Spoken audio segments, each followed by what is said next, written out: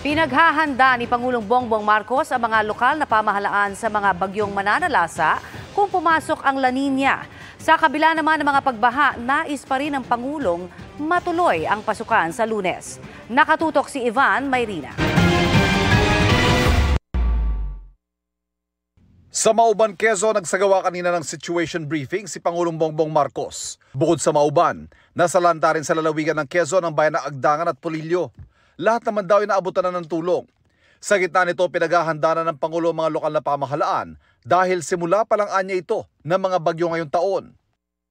This is the first typhoon sa La Nina. Mahaba pa to. So we have to prepare for that.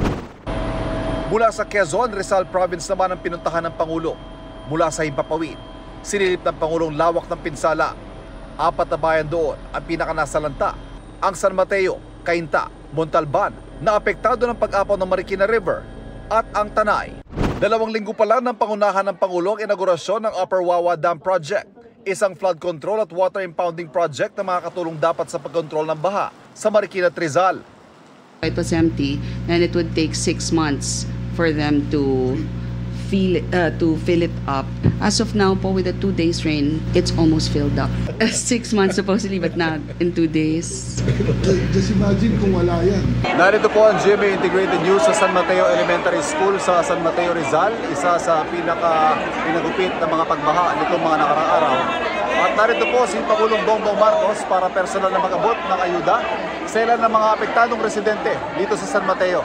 Git ng Pangulo sa kabila ng naging pagbaha, nais niya matuloy ang pagbubukas ng klase sa Lunes, basta kaya. Pero ipinauubayan niya sa lokal na pamahalaan at sa mga mismong paaralan ang huling pasya. Gawin na lahat.